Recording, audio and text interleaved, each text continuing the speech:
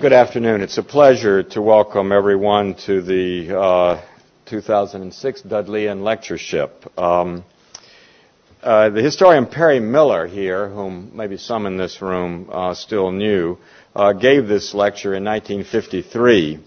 And at that time he said, a history of the Dudleian Lectures is in fact an epitome of the modern intellect, at least as that intellect impinged upon Harvard. It is Harvard's oldest endowed lectureship, established in 1750 by the bequest of Paul Dudley, who died in 1751. He was a graduate of 1690 from Harvard College. And of Paul Dudley, who, by the way, was Attorney General and Chief Justice of Massachusetts in later life, Sibley's Biographical Sketches of Harvard Graduates, this Graduates of Harvard University, I think is the correct title, says that he appears to have been, this is Dudley, a normal undergraduate with no unusual fines and only one large bill for broken glass. So this is our donor. Mr. Justice Dudley says in his will, bearing the date of January 1st, 1750, the yearly income, interest, or profits of the sum before mentioned, which was, by the way, £133, 6 shillings and 8 pence, to be applied toward the erecting, maintaining, supporting, and continuing an anniversary sermon or lecture. And his will ends with this note, postscript, let him that preaches be a sound, grave, experienced divine, and at least 40 years of age. So I think we're probably breaking at least 2 rules now from the original bequest tonight. In any case, the first lecture recorded was given by him in 1755, and from then until 1976, all the lecturers were men. But it has not been the case since. Under the 4 rubrics which Mr. Justice Dudley designated, the first was to be, the lectures were to be on one of 4 subjects. The first on natural religion, the second on revealed religion, the third on problems inherent in Roman Catholicism, and the fourth on the validity of non-episcopal ordination. So you have some idea of some of Mr. Dudley's, at least, affiliations and allegiances. Perry Miller interpreted Judge Dudley's 4th rubric in this fashion. This is the validity of non-episcopal ordination. And New England had to reconcile itself to being a self-confessed community of dissenters, its way of life protected against the Church of England only by the Toleration Act of 1689. Hence, Judge Dudley wanted the 4th lecture to defend the validity of congregational or Presbyterian, that is, non-episcopal ordination, so that students should be immunized against the doctrine of apostolic succession. The interpretation of this approach to this rubric was further broadened, I must say, when Rabbi Abba Hillel Silver spoke in 1940 on the prophetic conception of the ministry. At a meeting of the trustees in 1911, the president informed them that the corporation had desired him to use his influence with them to change the terms of the Dudleian Lecture, to omit entirely the 3rd Dudleian Lecture, which was described as follows in the founder's terms: the idolatry of the Romish Church, their damnable heresies and other crying wickednesses, and to provide the other 3 lectures in rotation. It was therefore voted that the trustees concurred in this arrangement in the Enlightenment of 1911, and in modern times this lecture rubric has been revived as Protestant Catholic Dialogue. So we're once again back to 4, under somewhat different terms that the founder might not note, might not recognize, but I hope would be happy with. Professor Heschel happens to be the 8th woman to offer the Dudleian Lecture. The first 4 of these lectures focused on feminist ethics and women's ordination, in line with the 4th lecture topic. More recent lectures have focused less pointedly on the rationale for including women at all, but have certainly brought an important feminist perspective, and one that I think and hope we're going to get more of this evening. I might mention, just as examples of some of these, Carter Hayward's lecture in 1976 in March, Priesthood Forever or for the Church. This on Carter Hayward, this was Suzanne Hyatt lecturing on Carter Hayward.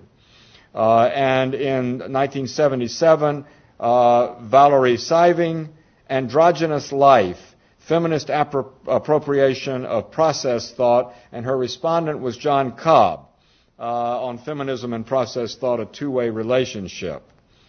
Still later, Rosemary Ruther in 1985 spoke on Why Women Church, the Ecclesia of Patriarchy and Feminist Exodus Communities. We also heard in 2001 from Margaret Mitchell on the Pauline palimpsest and the Protestant-Catholic divide. And we're, of course, very, very happy tonight to have Susannah Heschel here to talk to us about Jesus and Shylock, Feminist Views of Christianity's Jews. And to introduce her, I'm going to introduce a colleague of mine, Kevin Madigan, Professor of the History of Christianity here. And I think not only my friend, but I think also our lecturer's friend. So, Kevin, please, if you do the honors. Good afternoon. It is a great privilege of mine to introduce an honored friend in Susannah Heschel, now holder of the Ellie Black Chair in Jewish Studies in the Department of Religion at Dartmouth. Susannah Heschel received her MTS from HDS in 1976 and her PhD from the University of Pennsylvania in 1989. Her scholarship focuses on Jewish-Christian relations in Germany during the 19th and 20th centuries, and her numerous publications include a prize-winning monograph, Abraham Geiger and the Jewish Jesus, published by the University of Chicago Press, which won a National Jewish Book Award, and a forthcoming book, The Aryan Jesus, Christians, Nazis, and the Bible, which will be brought out by Princeton. She has also edited several volumes, most recently Betrayal, German Churches in the Holocaust with Robert Erickson. And several years ago, she published a volume of her father's writings, Moral Grandeur and Spiritual Audacity, Essays of Abraham Joshua Heschel, with a biographical introduction. Professor Heschel has also written extensively on feminist issues related to Jewish studies and edited a classic collection on being a Jewish feminist, first published in 1983.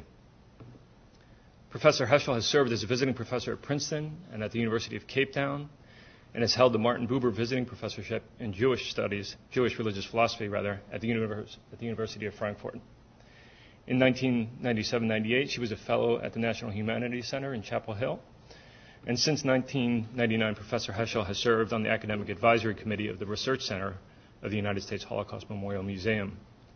In 1992, she spoke on Judaism and the environment at the 1992 UN Earth Summit held in Rio de Janeiro, and in 1994 at the UN Conference on Population and Development in Cairo.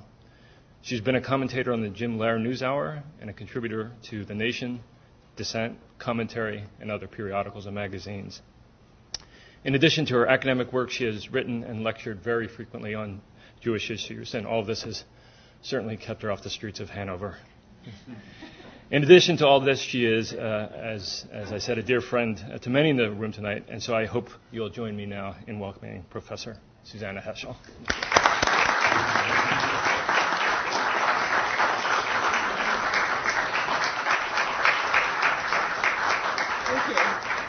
Thank you. It's wonderful to be here with friends, old friends, and to be in this room where I had so many wonderful experiences and heard so many wonderful lectures, although I think it was rearranged slightly. And I remember so many terrific people whom I studied with when I was here as a student. And it brings back some wonderful memories being here in this building. And poignant ones, actually. I came to Harvard Divinity School just a few months after my father had died, and I was going to the synagogue twice a day to say Kaddish for him. And so those were sad times, and yet I'm glad that sadness is also lifted since then. I didn't think it ever would, and it did. And I appreciate all of the warmth that I received from my friends and colleagues while I was studying here. Thank you all for coming. I'm actually a historian, but I've decided today to take some of the historical material that I've studied and think about it in literary terms. In part, I suppose, influenced by the strong presence at Dartmouth of people in literary theory, literary studies. So I'm going to present some of my recent research on Christian-Jewish relations in Germany in the 19th, 20th century, and then also look at the Merchant of Venice to see how some of the themes that I've uncovered as a historian are expressed in literary terms and transmitted to a wider cultural audience through the text of that play.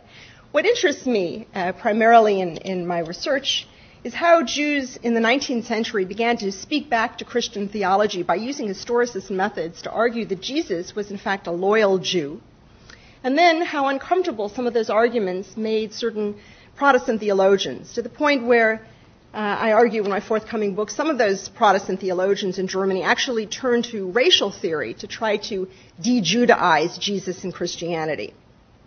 The problem of the Jewish presence within Christianity has been addressed theologically in a variety of techniques, but I'm going to then turn to the Merchant of Venice to see how these theological conundrums are transmitted to a wider audience. But also in a larger context, I'm interested in broader terms in the way that religion and nationalism combine to produce racial thinking. I think that kind of racial thinking and nationalism and, of course, theology are all present in The Merchant of Venice through its interrogations of body and soul, money and blood, fathers, daughters, and patrimony, marriage and conversion, religious difference and transgendering.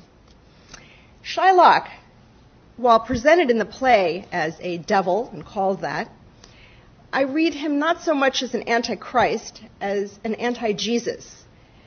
And portrayals of him on stage, I would like to look at, correlate to the fluctuating problem of determining Jesus' identity as Jew and Christian, something that I hope to do in my next study.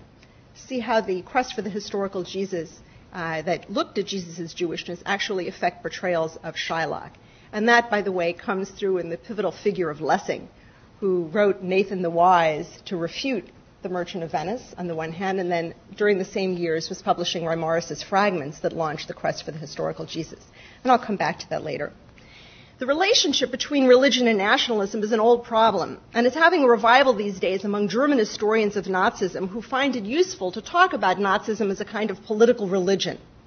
Eric Vogelin's classical work, beginning to be published in the 1930s and extending until the post-war years, argued that the modern separation of church and state and the widespread rejection of a divine basis for political power was accompanied by a sacralization of race, state, and nation, so that a Führer could be believed to be transmitting God's word. Totalitarian regimes engaged in war and genocide to achieve what they claim are salvific goals were inspired, Vogelin argues, by the promise of salvation central to heretical Gnostic movements. So Vogelin casts Nazism in the mold of a heresy, divorcing its tenets from mainstream Christianity. More recently, Saul Friedlander has spoken of a redemptive anti-Semitism at the heart of Nazism, and Michael Burley writes of the Nazi mobilization of emotional enthusiasm and appeals to Emil Durkheim's idea of effervescence to explain Nazism. Wolfgang Hartwig describes Nazi rallies as a kind of Pentecostal congregation, he calls it. And Philippe Bourrin writes of the Nazis' feelings and attitudes of exaltation, fascination, and reverence, typical of the religious experience, he says. But such uses of religion return to romanticist notions of free-floating emotion without beliefs. The symbolist theories about religion is discussed by Nancy Frankenberry in her recent book, Radical Interpretation of Religion. Yet experience is always constituted by beliefs connected to reasons. And so Stanley Stowers argues in a forthcoming essay, Nazi fears and beliefs were in no way justified, but it only mystifies their behavior to underplay their reasonings and beliefs and to attribute their behavior to some kind of emotion gone wild. I want to argue that specific theological issues are brought to nationalism and racism, and also ask what it is that nationalism and racism offer to theology. Why was Protestant theology in Germany so quickly drawn to nationalist discourse? And how was racial thinking created by the specific conundrum of Jesus' Jewishness within Christianity? So Hedda Bramley, in her book on Prophets of German Nationalism, has argued that nationalism offered a new basis of legitimation and a venue for justifying and creating meaning within Germany that helped ease the turbulent transition to modernity and bridge the ruptures caused by the erosion of traditional values. Turning this around, I would suggest that modern racial thinking offered theologians a new basis of legitimation and a means to infuse theology with modernity, attitudes that I found in the Nazi theologians I've been studying.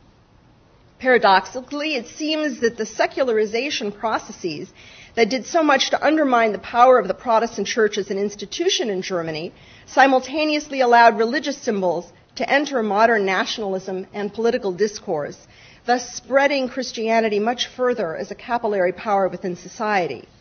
One example is the widespread comment of the early 1930s that Germany had been crucified in World War I and was being resurrected by the Nazi movement, by Hitler. So the history of racism in Germany is the history of a transformation of a fundamental religious belief into the prime means of desacralizing German society, with politics assuming sacred symbols. I'm addressing here specifically the situation in Germany in the modern period. I'm going to turn to 16th century England, to the Merchant of Venice, which has its own issues of nationalism and the shaping of English identity. What I have to say about racial thinking may or may not apply in other contexts, obviously. I'm interested as well in racial thought in the United States, but I'm not looking at American Protestantism per se, but at this specific issue. Now, racist thinking, I would like to argue, grows organically out of body-spirit dichotomies and easily exploits Christian incarnationalist theology. From its inception, modern race theory has stressed not so much the inferiority of certain people's bodies as the degeneracy of their morality and spirituality and the alleged threat posed by such degeneracy to superior races. So physiognomy has never stood alone. Rather, racial theory sees the body as a carrier of the soul, of moral and spiritual potencies. It's the spiritual threat of lesser races, and in this case of the Jews, the German racists have worried about. The inferior bodies are reflections of corrupt spirits, not the causes of the corruption. So the crucial relationship between body and soul characterizing modern racist discourse is a mirror of the body-soul dilemma at the heart of Christian metaphysics, and precisely the stamp that Christianity has placed on Western philosophy. In the Christological schema well through the 19th century, it's Jesus' body that constitutes his Jewishness, while his Christianness lies in his spirit. The body is inferior to the spirit, as Judaism is inferior to Christianity, and Jesus' maleness provides the crucial clue. If circumcised, he is both human and Jewish. Incarnation is also linked to race within Christianity through the Virgin Mary, in whose body God's word is made flesh. The link between Judaism and maternality is figured in Christian self-understanding. Lisa Lampert points out in her recent book, Gender and Jewishness, From Paul to Shakespeare, that in images such as Bernard of Clairvaux's reading of the olive tree in Paul's letter to the Romans, Bernard makes Christianity the sons who suck milk from the mother, Judaism, as branches suck the sap from a tree's roots, superseding the mother religion and holding fast the salvation which the Jews lost. Medieval Christian texts about doubt and midwives, for instance, the midwife who doubts Mary's virginity and then finds her arm withered in punishment for having checked, point to the doubting Jew and doubt as Jewish, but also suggest the anxiety over the dominance in medieval culture of Jewish women as midwives bringing forth Christian babies. Given the role of the midwife in determining the true patrimony of the baby, information secured by the midwife during the mother's labor pains and transmitted to the father waiting outside the door means that the Jewish midwife bears secret knowledge that may or may not be transmitted accurately to the father. She mirrors the role of Judaism as midwife to divine revelation. Has she transmitted God's patrimony of Christianity accurately? Or is God the midwife who brings Christianity out of Judaism? As a religion of incarnation, Christianity rests on a fragile boundary between the human and divine, the carnal and spiritual, the Jewish and Christian. Its instability was highlighted both by the rise of theological historicism and by the insistence on Jesus' Jewishness pursued by Jewish theologians in the 19th century. Where, in fact, does Christianity begin and Judaism end? The very figure of Jesus is the linchpin. He is at once Jew and the founder of Christianity. Jesus begins his life as a Jew, but ends his life as a Christian, presumably. The rise of racial theory in the 19th century no doubt influenced the shift in the historiographical model of the Tübingen school, which saw the first 2 centuries guided by a conflict between Jewish Christianity and Gentile Christianity, to the later model of Albrecht Ritschl, which saw Christianity achieved through a process of emergence, a religious purification that rid the Jewish from the Christian. Jewishness, neither wholly carnal nor spiritual, remained an undefined vague threat that can purge either body or soul or enter one through the other, polluting the body through a corruption of the mind. Purity of the self could be achieved through a Christianization of the self, a removal of the Jewish, just as purification from the Jewish marked the creation of the Christian. Thus, the emergence in the early decades of the 20th century of a racialized Protestant theology should be viewed not only as a response to political developments in Germany, but also as a recognition of the aporia of Jesus the Jew as the first Christian. The problem of Jesus' Jewishness wasn't limited to esoteric theological debates, but was reinforced by 19th century political debates over Jewish emancipation. And already in the 19th century, there was an identification of Germans with Christ. Theodor Zolkowski has argued that Goethe's Werther was a Christ figure and notes Goethe's own distinction between the Jesus of history and the dogma of Christianity. German political disloyalty could be represented through the historicization of Jesus as well. So when the author Karl Gutzko was put on trial for treason in 1835 for his notorious novel about religious doubt, Walle die Zweiflerin, among the damning passages read aloud at the court trial was a long description of Jesus as a Jew. The German nation could not represent itself through a Jewish Jesus, who was both Jewish and mortal, but only through a historically transcendent, unique Christ. The representation by German nationalists of Germany in terms of the Christ story grew stronger in the 20th century. Some divorced Christ from the Jesus of the Bible, making him instead an eternal idea, not limited by biblical history, just as they presented the German nation as a transcendent idea, unbounded by political conventions. Christian anxieties over the presence of Judaism at the very heart of its religion and the implications of that presence for a possible dissolution of Christianity's existence as the religion, the faith of Jesus, were goaded by Jewish historians eager to dismantle Christian hegemony over European culture and emancipate themselves from the position of politically and culturally colonized. The process of gaining Jewish emancipation was not simply a matter of attaining political rights, but an emancipation of the Jewish presence within the Christian. That emancipation of Jewish presence functioned in Jewish theological literature as a kind of revolt of the colonized and marks the first generation of the Wissenschaft des Judentums in mid-19th century Germany, continuing to some degree in subsequent generations of historians well into the Weimar era. It also explains the politics behind the excessive focus of attention on Jesus by modern Jewish historians. Many of them wrote specifically on the New Testament, striking number.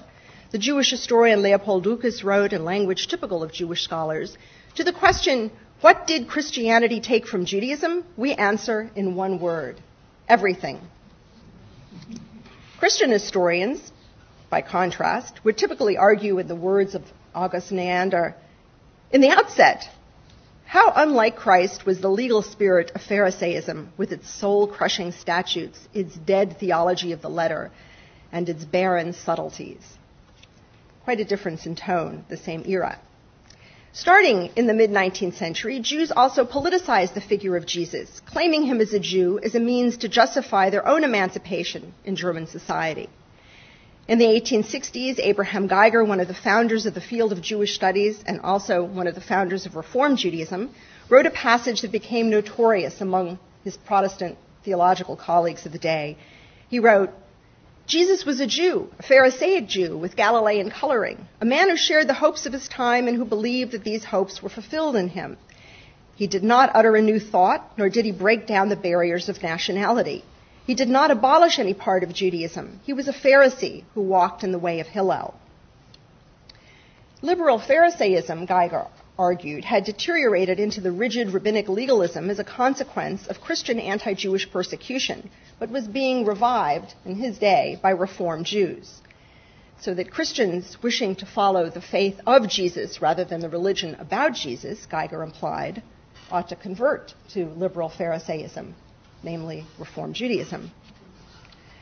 Christian reactions were swift and outrage. Geiger had elevated Hillel, Franz Delitzsch wrote, in order to rank Jesus below him. Hillel, however, left everything as he found it. All history, on the other hand, proclaims what Jesus has become. Geiger's comparison of Jesus with the Pharisees would endanger the position of Jews in Germany, Delitzsch warned. Your words, he said, quote, sound to me 10 times more horrific than the crucifixion. That exchange, by the way, was remembered well into the 20th century, so that even in the debates over Bousset's work in the early decades of the 20th century, the remembrance of the Christian protests against Geiger became part of the debates in the controversies over Bousset as well. Now, Christianity is at its heart, in a sense, a conversionary religion, basing itself on the particular conversion of one Jewish man to Christianity and of Judaism into Christianity. It was Ernst Renan, someone who knew Geiger, in fact, who presented Jesus as gradually emerging from Judaism to become an Aryan, and who was most responsible for introducing race into New Testament scholarship. In his 1863 Life of Jesus, which sets the framework for the construction of the Aryan Jesus, Renan presents a kind of geographical racism, as described by Halvar Moxnes. He writes that Galilee is the un-Jewish site of Jesus' preaching and is spiritually attuned to his message, whereas Jerusalem is the Jewish site of his death. And by 1901, Houston Stewart Chamberlain's Foundations of the 19th Century had transformed Galilee not only into a Gentile site, but an Aryan site, so that the phrase Jesus the Galilean became a synonym for Jesus the Aryan. The question was whether Jesus was transformed from Jew to Christian, as Renan argued, or was simply born an Aryan, so that Christianity is an essentially Aryan religion transmitted to the Middle East. For Renan, the accomplishment of Jesus was to overcome his Jewishness. After visiting Jerusalem, Jesus, Renan writes, appears no more as a Jewish reformer, but as a destroyer of Judaism. Jesus was no longer a Jew. Originally Jewish to the core, Renan goes on, Christianity over time rid itself of nearly everything it took from the race, so that those who consider Christianity to be the Aryan religion par excellence are in many respects correct. For Renan, one was not necessarily born an Aryan, but became an Aryan through conquest of the Jewish, following the example of Jesus. Race, despite contemporary assumptions to the contrary, was not in the 19th century something that was fixed, but rather mutable.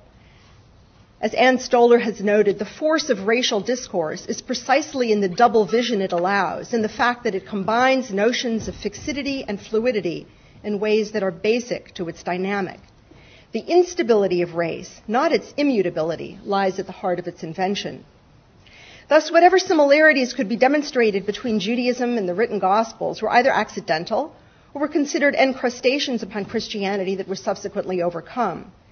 The discomfort over Jesus' Jewishness was transformed by Renan into a further indication of the Aryan genius, which knew how to transform an odious Hebrew monotheism into a glorious Christianity. The cleverness of Renan's argument is that it makes room for viewing monotheism as a divine gift and Christianity as the successful human activity of transforming it. Elements of the supernatural, racial, and historical go hand in hand. Marcia Klotz has described Germany in the early 20th century as being in fear of reverse colonization, anxiety she relates to Nazism's mass appeal. Hitler did not simply portray Jews as Untermenschen, as inferior beings, but rather as colonizers who had entered Germany to Judaize it, and who were now pitting European nations against one another in a deliberate strategy to undermine European strength and German strength. Through a cultural miscegenation brought about by the Jewish colonization of Germany, Germany was now degenerating. Such anxieties were actually anticipated by Christian theologians and spurred an effort to de-Judaize, not in order to end Christianity's occupation of Judaism, but rather to end Judaism's occupation of Christianity. By eradicating the Judaism within, eliminating the Old Testament from the canon, purging the New Testament of old Jewish references, declaring Jesus to have been an Aryan, these Nazi theologians believed they were purifying Christianity, making it acceptable on nationalist and Nazi terms. The genocide of the Jewish was a Christian expurgation, a cleansing, a longing for virgin theological territory, a kind of theological bulimia. In colonialist terms, it meant eliminating the savage for the sake of civilization, making room for civilization to spread itself. It was not an effort at acquiring new colonial territory, that is, converts to Christianity through missionary effort, but an expulsion and extermination based on a morality, degeneracy, theological axis parallel to the civilized, savage colonial axis. What was declared theologically was intended politically and socially as well. So church figures, it turns out, did not simply respond to anti-Semitic measures decreed by the Nazi regime once Hitler came to power in 1933. In many cases, they actually proposed them. So in fact, for example, in 1932, the German Christian movement, a nationalist anti-Semitic pro-Nazi movement, called for a ban on marriages between Aryans and Jews, anticipating 3 years in advance, the 1935 Nuremberg laws that outlawed such relationships. According to the minutes of meetings that were held in February of 1936, and this is actually a document that I just discovered in an archive in Weimar a few months ago, the minutes of a meeting that held February of 1936, it's extraordinary, in which a group of theologians gathered, a small group that included some distinguished figures as well as some unsavory characters, but among others, Paul Althaus was present at this meeting. Some of the leaders of this German Christian movement gathered to try to attain a sense of theological unity.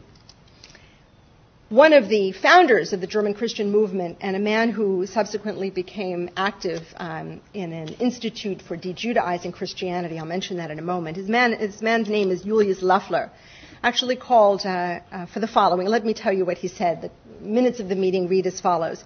In Christian existence, there can be at any time a change of heart toward the Jew, and there must be. I can and must and am obligated as a Christian in my heart to have a bridge and find a bridge to the Jew. And still I must follow as a Christian the laws of my folk, of my people, which are often very brutal, so that I succeed in the hardest conflict with the Jew. If I also know that thou shalt not kill is a commandment of God, or, as a Christian, you should love the Jew because he is also a child of the eternal Father, so I can also know that I must kill him. I must shoot, and I can only do this if I am allowed to say Christ. This is February of 1936.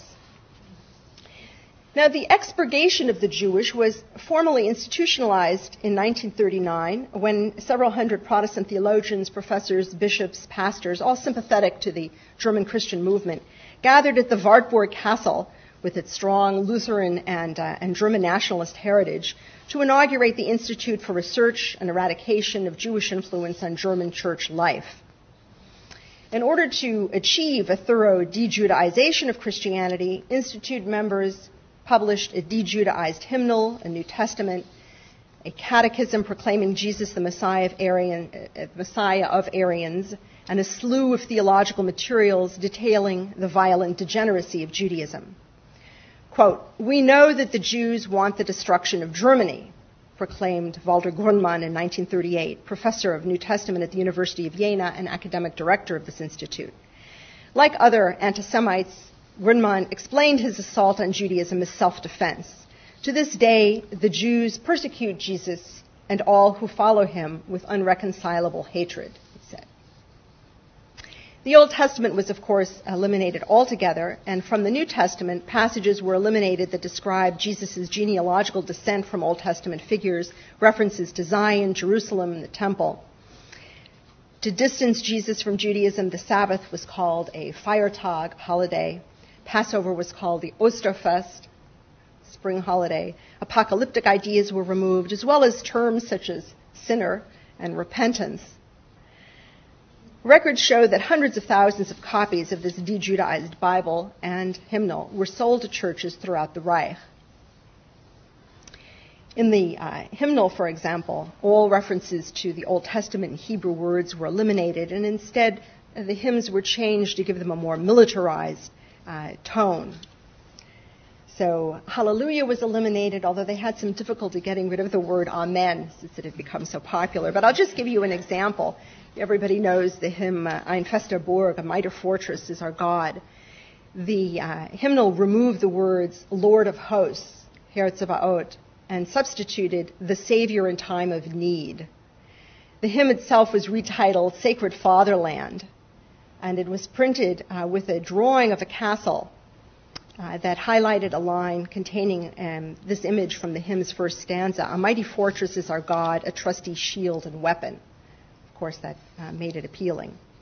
I've written about this history of this institute and activity, so I won't dwell on it, but just simply give you an example of the extreme case of the desire for the eradication of the Jewish from within the Christian, and simply to point out that there were clear political consequences to these theological efforts that these people were aware of. Let me just quote. In 1942, Walter Grundmann wrote, "Should one be upset about Germany's attitude toward the Jews or treatment of the Jews?" And this is 1942, the year that most Jews in Europe were being killed. "Germany has the historical justification and historical authorization for the fight against the Jews on its side. So this work serves the great fateful fight of the German nation for its political and economic, spiritual and cultural, and also its religious freedom." So having studied this material and gone through these archives and reconstructed who did what when, a kind of detective work, place to place, and in a very unpleasant work, I have to say.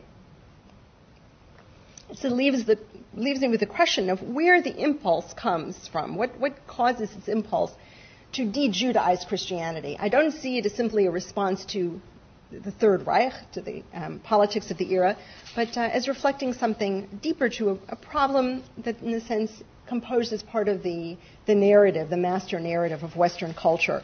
And perhaps also because I need a little purging myself after reading these Nazi materials, it becomes a pleasure to read Shakespeare. So I want to turn a bit now to shift gears to this other text. Now, Jeremy Cohen, in his book Living Letters of the Law, speaks of hermeneutical Jews, a complex, shifting, and not entirely negative figure crafted in the interests of Christian self-definition. The hermeneutical Jew is an ideological construction, a tool of Christian theology. Jesus and Shylock, I think, are probably the two most famous Jews of Western civilization, if we ignore Paul, and Paul will come back to in a moment. The one symbolizes what a Jew might become, a Christian, and the other symbolizes what happens when the Jew remains a Jew, the bitter and usurious Shylock. Some of the issues I'm considering in my historical research seem to find resonance in The Merchant of Venice. So actually what I want to do now is a little bit of eisegesis to show how I read into this text some of the tensions that I've described historically. My interest in this play is manifold, and the images of Jews constructed by the Christian imagination in Shakespeare's magnificent rendition of a courtroom scene that pits Portia, disguised as a man, speaking the logic of Talmudic casuistry, disguised as Christian mercy, against Shylock, whose Jewishness she pretends not to immediately recognize. Remember when she walks in, she says, "Which is the merchant here, and which the Jew?" Concealing, meanwhile, that she is not defending, in fact, but defeating Antonio and Venice to become the real merchant of the play, here to gain control herself of the wealth and its dispersion. Shylock is the old law. She is the young dispensation. The mercy that Portia invokes in her beautiful speech, the quality of mercy is not strained, it droppeth as the gentle rain from heaven, is juxtaposed to Shylock's insistence on the legality of his bond, and yet it is ironically Portia's legalism that triumphs over Shylock and her insistence on vengeance that brings about his ruin, all for the sake of protecting Christian blood. The female Christian out-Jews the male Jew in the rabbinic pill pool that he has developed and Jews him down in his capitalism, in a sense decircumcising him to force his baptism. Her words, evoking those of Jesus in the new dispensation, still rest on the literal mindedness that Christians claim of Jews. She says, "This bond doth give thee here no jot of blood." The words expressly are a pound of flesh. "Take then thy bond, take thou thy pound of flesh, but in the cutting it, if thou dost shed one drop of Christian blood, thy lands and goods are, by the laws of Venice, confiscate unto the state of Venice." I am furthermore interested in the transnational migration of anti-Jewish Jewishness, how productions of Merchant have been rendered in various countries and cultures, including Jewish ones, how Shylock has shifted over time, which countries have taken an interest in the play and which have not, and especially why the play has become so central to the German stage. Hitler, after all, was savvy about the cultural transmission of master narratives, and The Merchant of Venice was broadcast on radio shortly after Kristallnacht, and then it was performed in 1943, commissioned by the SS Gauleiter of Vienna, Baldur von Schirach, to celebrate that Vienna had become Judenrein, all the Jews had been deported. When Werner Krauss, the Nazis' favorite leading actor, first appeared as Shylock on the stage, he made the audience shudder.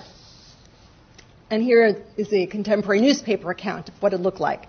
Quote, "With a crash and a weird train of shadows, something revoltingly alien and startlingly repulsive crawled across the stage. The pale pink face, surrounded by bright red hair and beard, with its unsteady, cunning little eyes, the greasy caftan with a yellow prayer shawl slung around, the splay-footed, shuffling walk, the foot stamping with rage, the claw-like gestures with the hands, the voice, now bawling, now muttering, all add up to a pathological image of the East European Jewish type, expressing all its inner and outer uncleanliness, emphasizing danger through humor."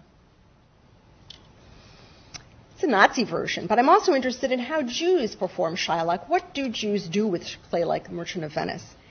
On the New York Yiddish stage during the last century, the play was extremely popular among Jewish audiences, for whom I think it was a chance to speak back to Christianity, much as Geiger had done by claiming Jesus was a Jew. The most famous Yiddish actors sought the role and portrayed a quiet Shylock, loyal to the memory of his wife and filled with love for his daughter, a Shylock whose suffering at Christian hands brought him not resentment, but dignity. But how could Shylock be portrayed after the Holocaust? In a 1948 Yiddish production starring Maurice Schwartz, and this was after a great deal of hesitation on Schwartz's part, he didn't think that the play should be performed after the war. But in this production, slight alterations in the play occurred. Portia's challenges were defeated in the courtroom by a bright young Talmud student. And so, reluctantly, the judge tells Shylock he can take his pound of flesh. Shylock takes his knife, raises it over Antonio, and then there's a pause, and of course the audience is gripped by this. There's a pause, and then Maurice Schwartz's shout reverberated through the audience. He said, "Ich kenn nicht, ich bin a Yid. I can't do it. I'm a Jew." And he drops the knife.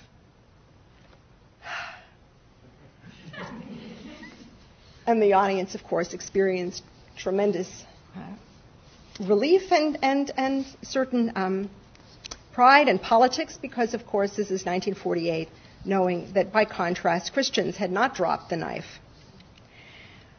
Productions of Merchant of Venice in the Yishuv in Palestine prior to statehood, the productions were quickly politicized. Supporters of the Irgun, the more militant group, emphasized Shylock's vengeance, while those who supported the Haganah, a more moderate political direction, emphasized Shylock's ethical behavior as the triumph of Judaism over its enemies.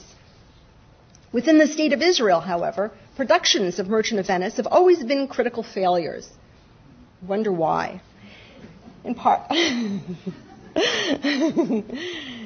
the context of Christian theological nuance is foreign to Israeli audiences, and also the pathos of Jewish experience is uncomfortable both for the Zionists who repudiate diasporic suffering and for the leftists who use Shylock as a political critique of Israelis and Jews. So, for example, the Israeli film Avanti Popolo shows a group of Egyptian soldiers captured in the Sinai desert by Israeli troops who fall on their knees begging for mercy and recite Shylock's famous "Hath Not a Jew" speech. Joshua Sobel's notorious play Ghetto presents Shylock-like Jewish council leaders in Nazi ghettos using their power against other Jews. So Shylock then becomes a weapon the Jews can use against Jews. But behind all of this, I'm also curious about the relationship between changing understandings of Jesus and shifts in the portrayal of Shylock. Lessing's great play, Gotthold Lessing's play Nathan the Wise, the classic work of German Enlightenment, was written with Merchant of Venice in front of him, and he intended the noble Jew Nathan to be a refutation of Shylock. And indeed, Lessing's play was performed by Jews in the early years of Nazi Germany as a gesture of hope, to remember what Germany might be. And I remember in 1988, I attended a lecture by Walter Jens in Berlin at the 50th anniversary of Kristallnacht, where he again invoked Nathan the Wise and Lessing's play.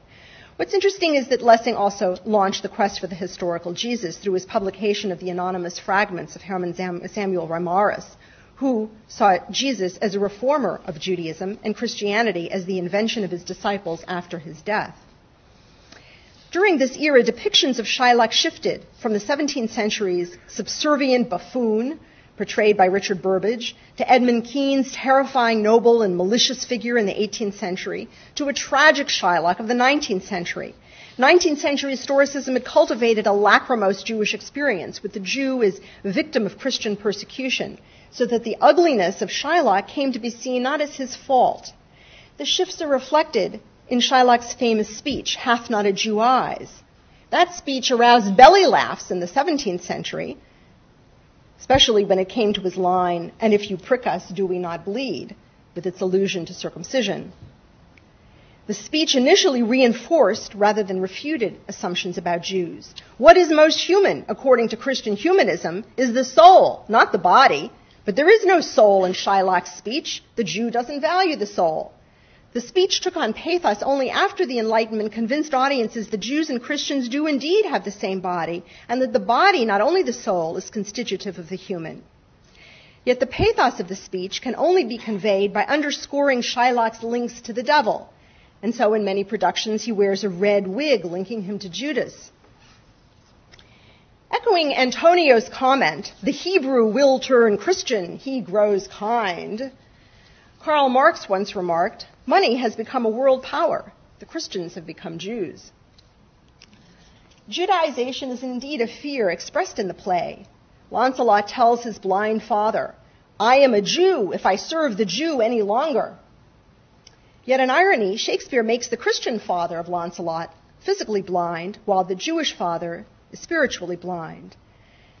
As the Old Testament takes its place as the basis for Christian identification of Jesus the Jew as the promised Messiah, and as moneylending becomes the basis for capitalism, Shylock lives as usurer within Venice. The play is not so much about money or blood by themselves, but about translation and perhaps transubstantiation, as Shylock's business is liquidated and transferred to Portia's Christian realm, the island of Belmont, along with his daughter, Jessica, and his bloodline.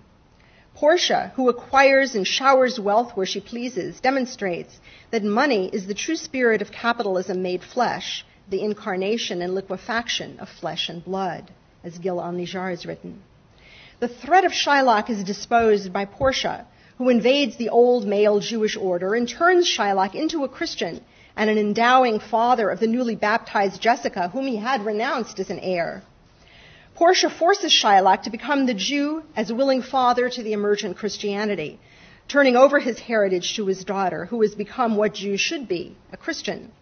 The punitive conversion of Shylock, demanded at the end of Act 4, is an eradication of his very existence, taking away his livelihood, his home, his property, his ability to earn an income, and he disappears from the play. Jessica, in turn, has been the erotic Jewess, who takes the family jewels when she leaves her father's home, and then discovers she is isolated and unwanted as Lorenzo's new bride in Act 5. Shylock's emasculation occurs in collusion between Portia, who takes his money, and Jessica, who takes, quote, "2 stones, 2 rich and precious stones, stolen by my daughter," Shylock cries in Act 2, bemoaning his lost progeny. If conversion is a kind of marriage, then Shylock's forced conversion is a feminizing. It is like a woman forced into marriage. The play raises the question of what constitutes the blood of Christianity, its authentic patrimony. Can Shylock or Jessica become a true Christian? What of the Jewish blood Jessica will bring to the offspring of Lorenzo?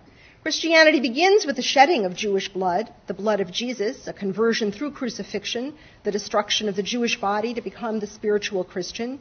Yet the conversion does not resolve the anxiety. Is Jesus a Jew or a Christian? What marks his Christianness? Or does he too undergo the kind of conversion that Renan describes? Not surprising then that Shylock's demand of Antonio's Christian flesh should arouse so much anxiety. Will he circumcise the breast or the foreskin? And not surprisingly, in some productions of the play, including Michael Radford's recent film, Shylock murmurs a Hebrew prayer as he takes up his knife. Or in Anthony Scher's Shylock on the London stage recently, he donned a tallis, a prayer shawl, to cut a pound of flesh, to make sure the audience understands that the Jew is performing a religious act, a circumcision, a ritual murder.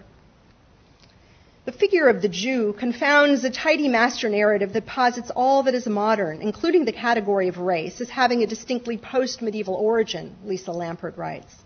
The question of what constitutes Englishness was raised in the 16th century, argues James Shapiro, precisely over the ambiguous identity of the Marranos living in England, who shifted Christian identity from an acquisition through baptism to a performance dependent, Lampert writes, on proper hermeneutics.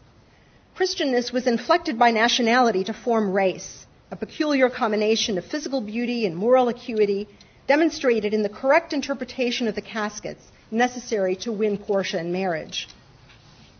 As Carolyn Dinshaw has noted, the gendered language of Christian exegesis is linked to erotic desire, but exegesis is also linked to race.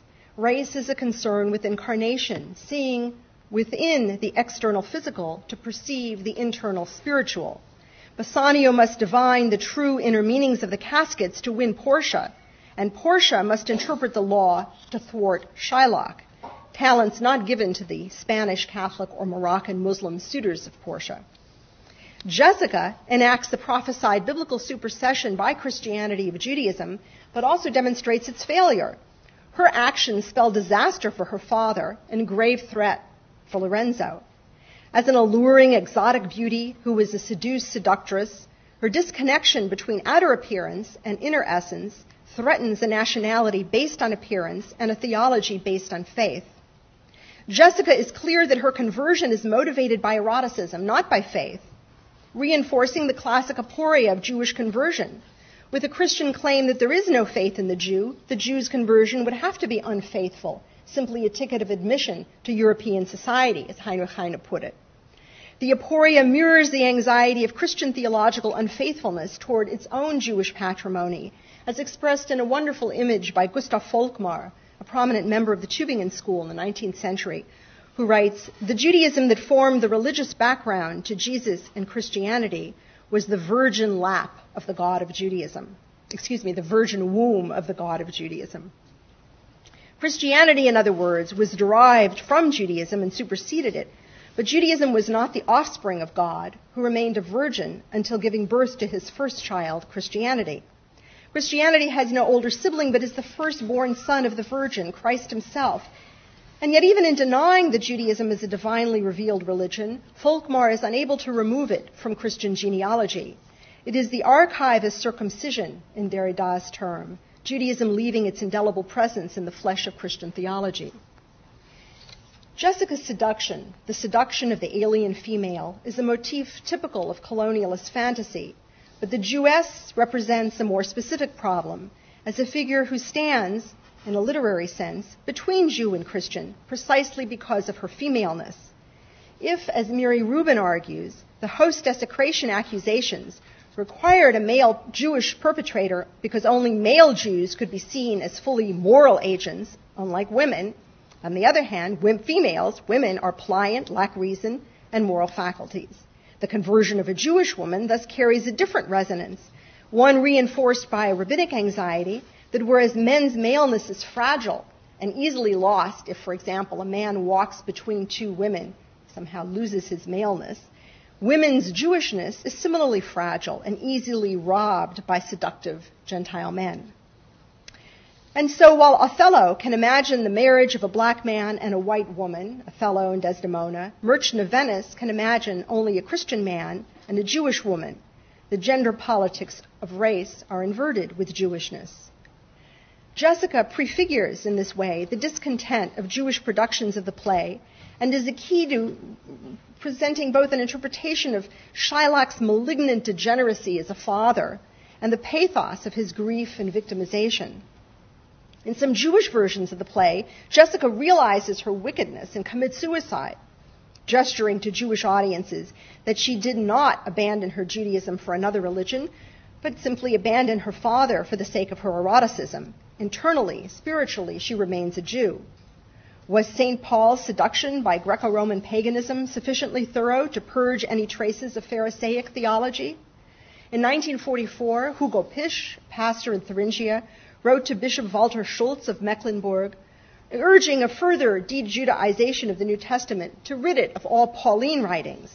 Bishop Schulz wrote back, and this is 1944, when Germany is really in a terrible state.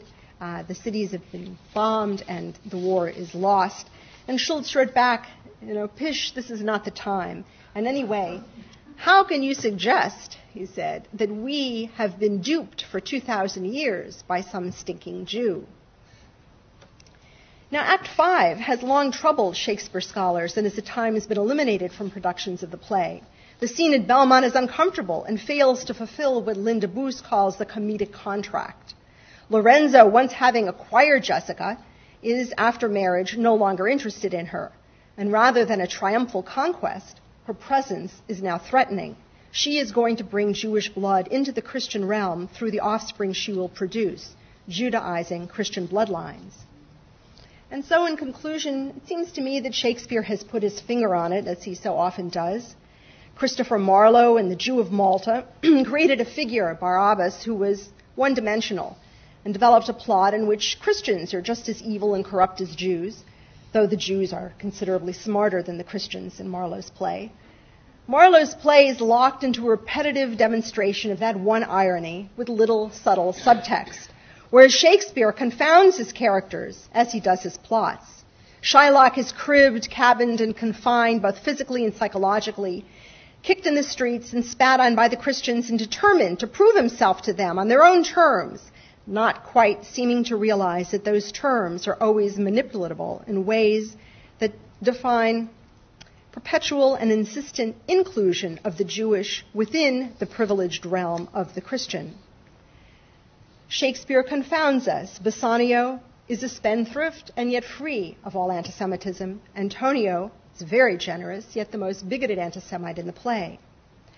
Shylock, as I suggested above, is not an antichrist, but an anti-Jesus. Jesus is generous, Shylock is usurious. Jesus preaches, Shylock rages. Jesus offers his body, Shylock demands the flesh of another. Neither has a wife, neither leaves a bloodline.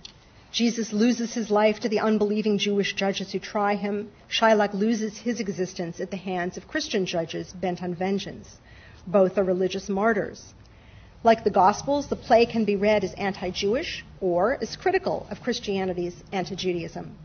What the play accomplishes is to explore the extraordinary, complex resonances that result from the idiosyncratic theological configuration of Christian supersessionism.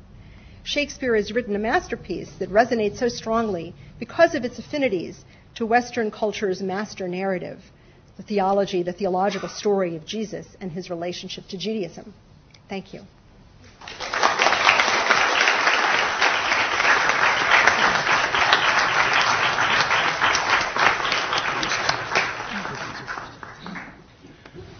Well, we've got about 15 minutes for questions, and Susannah has graciously agreed to entertain some. I'm wondering if I might kick this off by asking about the Nazi use of the Merchant of Venice. My question, Susannah, is how people like Goebbels and von Schirach and so forth were able to overcome the obvious Englishness of Shakespeare at a time when they were at war with Great Britain.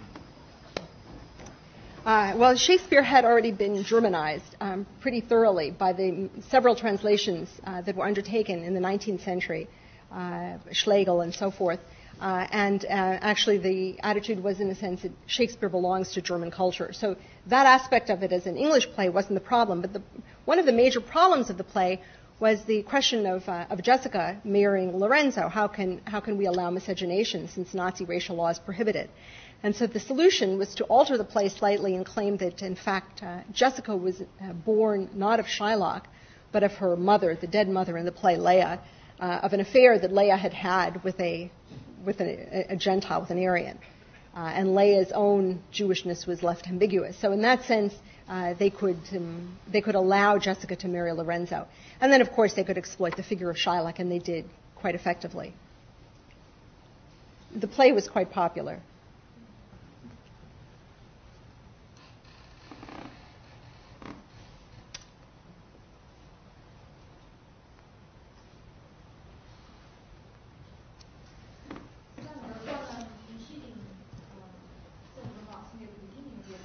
you were talking about Nazi. When you talked about the necessary split between body and soul, in which Christianity was soulized and Judaism embodied symbolically. And yet you also said that the doctrine of the incarnation somehow fueled that disjunct. I didn't quite understand that move. Could you explain that? Yes. My argument is, first of all, that race, I'm starting with the question of race, that racial thinking involves a certain kind of hermeneutic. That is, one is supposed to be able to read the body to understand the soul. The real danger is not the body itself, but the soul. So racism becomes, in that sense, worrying about the relationship between the two and seeing through the one to the other. So it's not the Jewish nose that's a problem, but it's rather that it carries within it. It doesn't just symbolize, but it carries within it a degenerate spirit. The argument, I think, about the incarnation I was making had to do with Judaism being incarnate. That is, Christianity comes into being. How does it come into being? From the historicist point of view, it comes into being in first century Palestine. What's the nature of that first century Palestine? Well, it's a Jewish world. Jesus is operating in that Jewish world. Certainly in the 19th century, when this was something new, not today, of course, you understand, but in the 19th century, this was a new notion that the faith of Jesus had come into being, come into expression within Judaism. And in that sense, I'm using it metaphorically as to say Christianity is incarnate in that world, that Jewish world. And of course, then came efforts to distract the attention, let's say, to the Hellenistic world, to a non-Jewish world in some way, whether it meant that Galilee was Gentile and so on. So in that sense, I'm using it in that metaphor. Mm-hmm.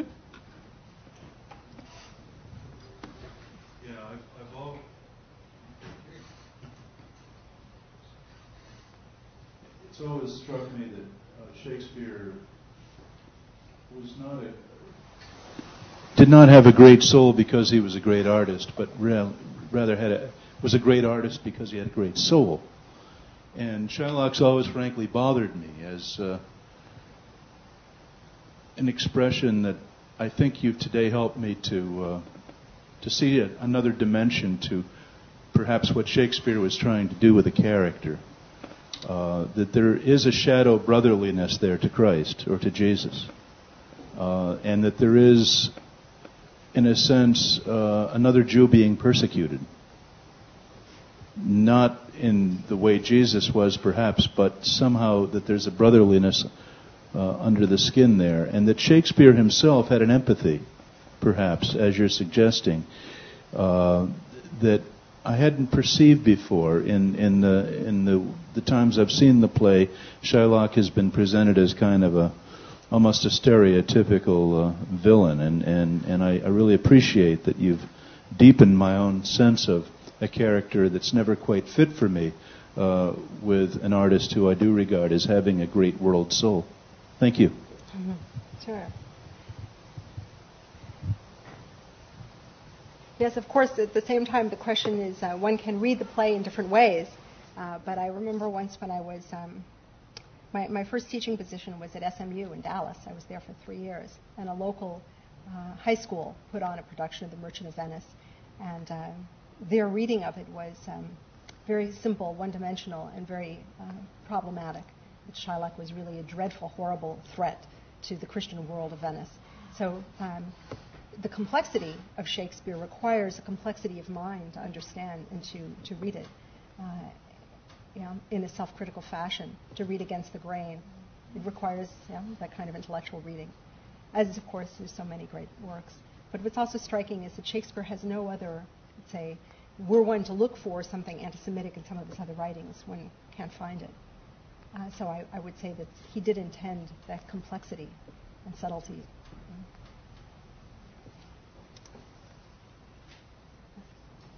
I'm not a New Testament scholar,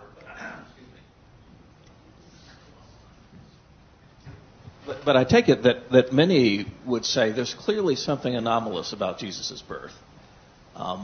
And Stephen Mitchell and others even gone so far as to suggest that he was fathered by a Roman soldier, had a Jewish mother, therefore perhaps was Jewish. But can you say more about how Jesus understood his own Jewishness and why in Jesus' own mouth, it seems, often family and race and ethnicity is relativized pretty radically. But can you say more about, you've said a lot about how he's used by other interests, but how did he understand his own Jewishness? Can you say more? It'd be hard to say how he understood himself, but because we have to read through so many layers of text, so that would be difficult to do. But I would say, let's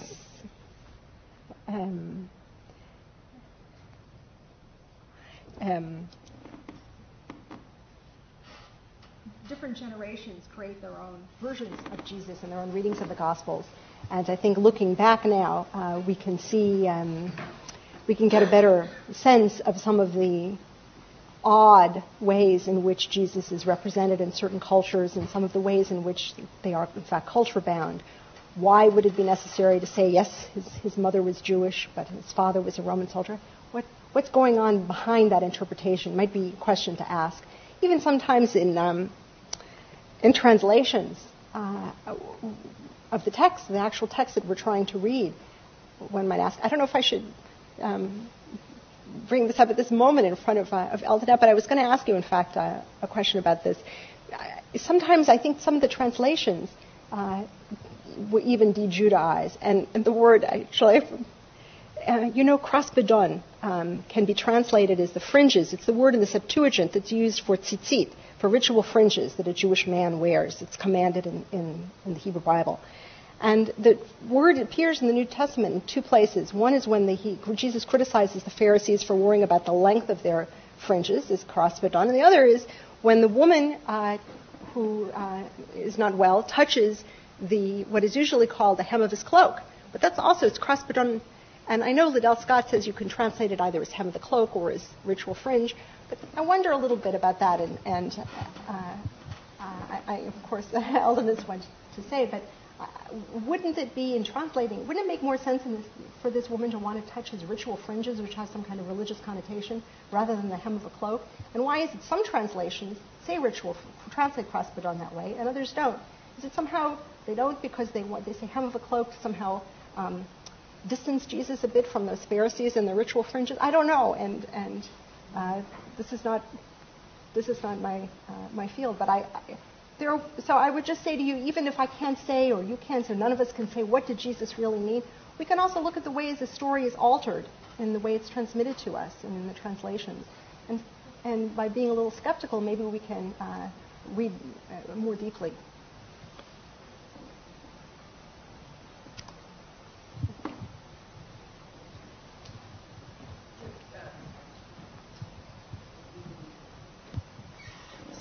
Since you used the word Gnosticism, I feel like it's fair game.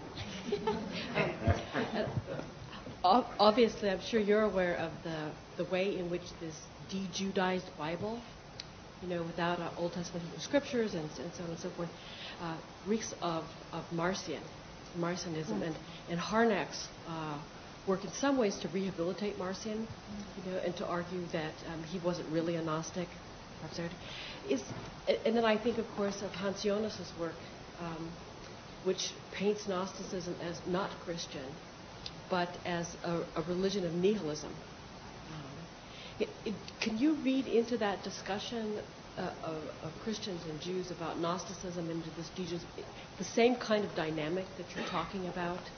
Is it a place where people are contesting and talking about the Judaism and Christianity, but now around the issues of heresy?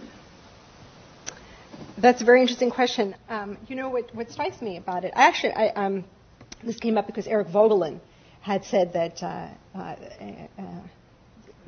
these pro-Nazi people were Gnostics. He was trying to distinguish between true Christianity and false Christianity. Nazism is a kind of, pro-Nazi Christians are false heretics, which is a cheap way of dealing with a serious problem. But the question of Marcion and the issue of the Old Testament, I think what's interesting there is that you have someone like Harnack, who's a political liberal as well as a theological liberal. On the one hand, trying to rehabilitate Harnack and saying it's now time to get rid of the Old Testament, and then you have people on the right of the political spectrum, the fascists and the Nazis and so on, saying the same thing. At the same time, by the way, already around the era of the First World War. So in a sense, this becomes not a way of determining a political position, but becomes a theological direction that greases the wheels and makes it possible for whatever theological direction you may be, left-wing or right-wing, you can still come to a similar kind of theological conclusion in terms of race, anti-Semitism, and so on. So I suppose, the question, and I think it's too difficult to have an answer, but what is the appeal of racism for theology? What does it do for theology to bring racism into itself? And that kind of racism that occurs in so many different historical and political contexts. But obviously it accomplishes something for these theologians, and that would be the question that I would ask.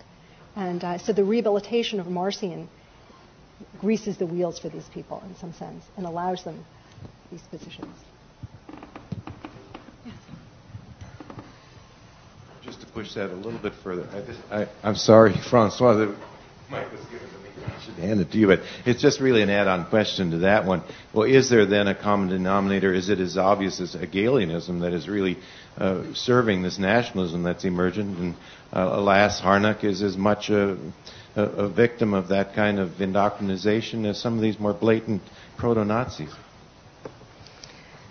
Yeah, certainly the nationalism in Germany was as strong among the political liberals as it was on the right wing of the spectrum. In terms of, so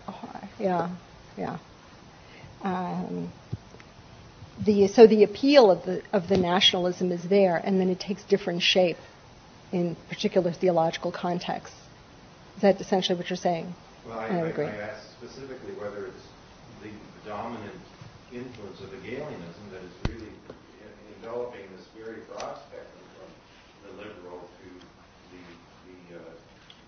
the reactionary. I haven't thought about that, and it's been a long time since I read Tave's book on Hegelianism, which I don't think goes into this particular issue so much, but I take another look at that. I don't know whether I would say it's Hegelianism per se, or if that's the overriding explanation, but that's an interesting. And John Tave's would be the place where I would look in that book.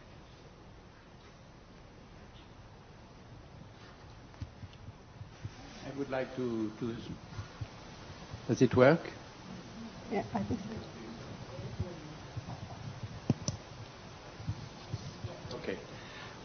I thank you for your historical survey on Germany in 1930. That's a generation of my parents, and so I see very well how easy it is today to see the weakness of these people. Grudman, who is a New Testament scholar I've read, and so forth. And now the ethical question after the historical is, in one generation, what will be the judgment on us? Where are we blind? And this is the ethical question that I see. How shall we be judged in 30, 40, 50 years that we have missed? And, well, I don't know if you have some reflection on that, on the third world, on our... I think perhaps it's less racial than economical, the way we are. I don't know, but it's the ethical, and I thank you for it. Mm-hmm. Yes, I appreciate that, and it is very hard, but I think that there are, in fact, critiques of contemporary theology that are formulated that talk about the political and economic implications of contemporary theology that are in many ways problematic. I can say, just as an example, in 1994, I went to a UN conference on population and development in Cairo, and I was, naive. I'm not in that world, but I was amazed to see some of the positions taken by the Vatican that then managed to corral many Catholic countries into assuming those positions that were not only opposed to abortion, but to birth control, period. Whereas the overriding purpose of the meeting was to note that there is a correlation between literacy and getting out of poverty and having fewer children. And so there was an example to me of something that I found pretty serious and horrifying. That kind of opposition that was, it seemed to I don't know how these political machines work, but I saw it working. And that was pretty terrible. So I'm sure we will, in fact, be judged a generation from now, and it's a good thing. And perhaps by examining the previous generation, we'll have greater sensitivity to our own. Because I think this is, in fact, relatively new, isn't it, in the history of scholarship, for scholars to ask these, relatively new, 50 years, to ask these kinds of questions about the ethics of scholarship and the political implications of what goes on even in the most obscure areas. So it's a good thing to look back and be critical.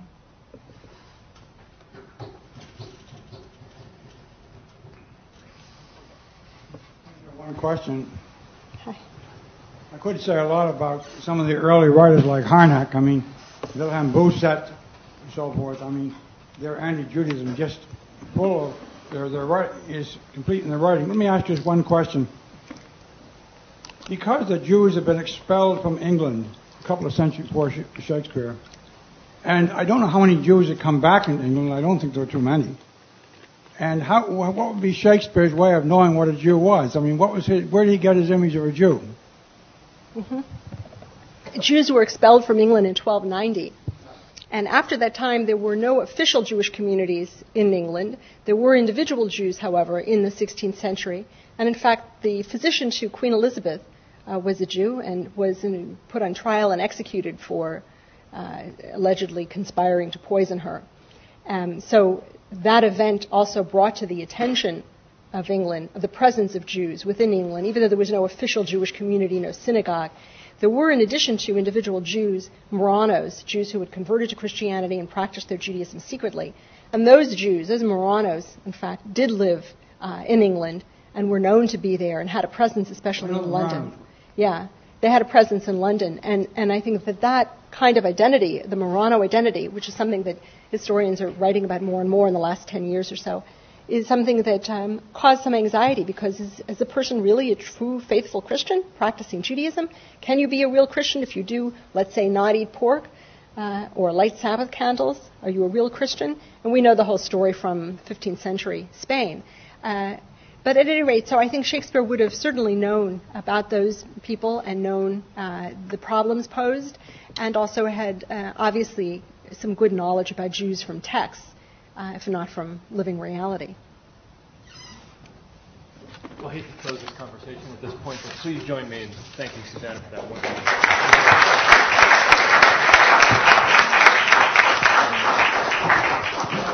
Let me also invite everyone to join us for reception down in the Brown Room at the other end of the building here now, where we'll have a chance to speak Professor Heschel. So thank you again.